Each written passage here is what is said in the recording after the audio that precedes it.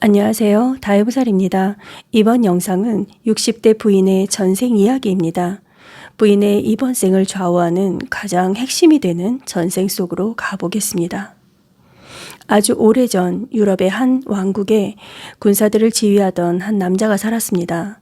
남자가 이끄는 군대는 주변국들과 여러 번의 전투를 치르게 되는데 매번 지휘관의 탁월한 명령과 한마음으로 사기가 높았던 군사들은 승리를 거두게 됩니다. 그리고 남자는 전쟁에서 승리를 한 후에는 축배를 들며 군사들을 높이 치하해 주는 것도 잊질 않았습니다. 하지만 그 모든 상황이 지나간 후에 남자의 마음은 언제나 좋지를 않았는데요. 그 이유는 자신의 나라를 지키기 위해 지휘관으로서 적들을 죽이라고 명할 수밖에 없는 현실 때문이었고, 전쟁이 끝난 후에는 언제나 지휘관으로서는 자랑스러움을 느끼는 반면 많은 인명을 죽게 한 것에 대해 알 수 없는 죄책감도 느껴졌습니다. 그런데도 매번 크고 작은 전쟁에서 남자가 이끄는 군대는 승리를 거듭했습니다. 그때 군대를 이끌던 남자가 저와 상담을 나누셨던 부인이었습니다. 이제 또 다른 전생 속으로 가보겠습니다. 이곳은 조선시대이며 고만고만한 아이들을 모아놓고 글공부를 가르치고 있는 훈장 선생이 보입니다. 자그마한 키에 왜소한 모습을 하고 있는 훈장은 아이들을 바라보는 눈빛이 온화하기 그지없습니다. 글공부를 하러 와 있는 아이들의 행색은 하나같이 초라했습니다. 이제 보니 훈장 선생은 보수도 제대로 없이 이 마을에서 가난한 아이들을 위해 글공부를 가르치며 사느라 훈장 선생의 가족들은 너무나 궁핍한 생활을 하고 있었습니다.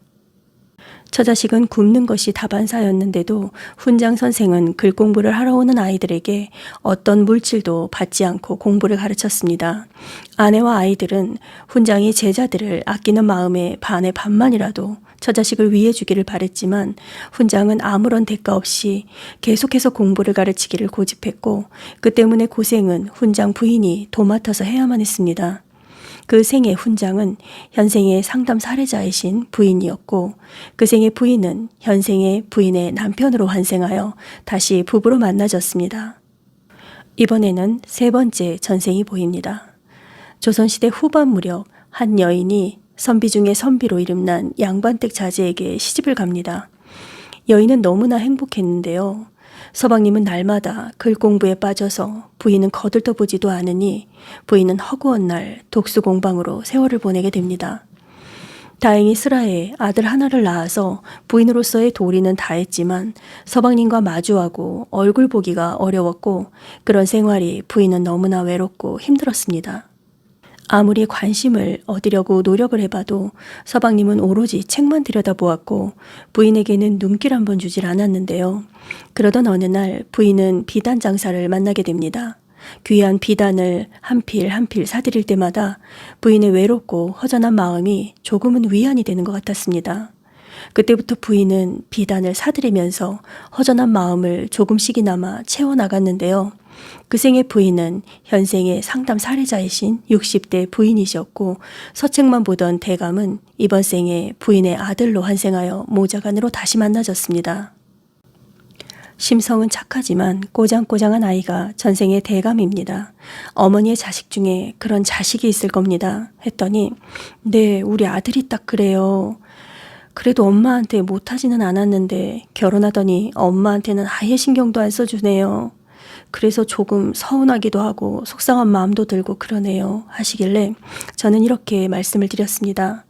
전생의 남편이었던 대감이 아들로 환생을 한 것은 전생에 마주 대할 시간 없이 서책만 보던 대감을 가까이에서 대해보고 싶은 전생 부인의 간절한 바람으로 다시 만나졌습니다. 하지만 전생에도 그다지 사랑을 못 느끼던 부인이었는데 아들은 이번 생에 자신의 인연을 만나 결혼까지 했으니 전생의 부인이었던 엄마한테는 더욱 무관심할 수밖에 없는 게 당연하지요. 그리고 어머니께서는 여러 생을 군인으로 살았었습니다. 이번 생의 군인들을 보면 남다른 느낌이 들지 않으시던가요? 했더니 네, 맞아요. 저는 군인들을 보면 그렇게 좋을 수가 없어요. 너무 좋아서 저도 군인을 가려다가 못 갔는데 이번 생도 전생과 똑같은 것 같아요. 남편하고도 그렇고 자식하고도 그렇고. 베풀어도 인덕도 없고 그래서 전생에 죄를 많이 지은 것 같아서 전생을 보고 싶다는 생각이 들었어요 하시더라고요. 제가 보니 어머니께선 전생에 뛰어난 지휘관이기도 했고 뛰어난 군인이기도 했습니다. 그 결과 나라에는 충신이었고 개인적으로는 살생업이 따릅니다. 그러니 신앙생활이나 봉사로 업장을 소멸하시며 이번 생을 열심히 살아가시면 다음 생은 꼭 여성으로 다시 태어나 부유하게 살아가게 되실 것으로 보입니다. 다음 생에서는 어머니를 지극히 사랑해 줄 한 남자를 만나게 될 겁니다. 하지만 그 남자와 평생을 함께하는 인연이 보이지 않으니 열심히 기도하셔서 그 부분에 대한 복을 더 짓고 가시면 좋은 인연을 만나 다음 생에는 남편 사랑 받고 행복한 여성으로서의 삶을 살게 될 거고 또 부자로 살게 될 것입니다. 네, 제발 다음 생은 부자로 살아보고 싶다고 항상 생각하면서 살았는데 부자로 살게 된다니까 너무 좋아요. 진짜 제가 부자가 될 수 있는 거지요 하시더라고요. 이분 같은 경우는 전생에 여러 생을 부유하게 살았고 생살직권을 가지고 나라를 위해 헌신했던 전생도 있었습니다. 또 훈장 선생으로 살았던 생에서는 가난한 집 아이들을 무료로 글 공부를 가르치는 보시행을 하면서 살았지만 그때의 생에서 고생을 했던 부인이 현생의 남편으로 태어나고 그리고 훈장으로 지낼 때 훈장에게 무료로 공부를 배웠던 그 제자들은 이번 생에서 만나지지 않았습니다. 그렇기 때문에 선업을 쌓았다 할지라도 이번 생에서는 받을 복이 그다지 많지 않은 것입니다. 부인의 이번 생은 소박한 삶이라고 해서 값진 생이 아니라 할 수 없다는 것을 몸소 체험하러 오셨고 전생의 남편과 전생의 부인과의 어변을 풀러오신 생입니다. 이번 생에 좀 더 복을 짓고 가신다면 다음 생에는 전생의 훈장으로서 보시한 선행과 또 이번 생의 선행이 합쳐져 다음 생에는 큰 복록을 받으실 수 있을 것입니다. 그리고 행복하고 의미 있는 생을 맞이하실 수 있을 것 같습니다. 다해보살이었습니다.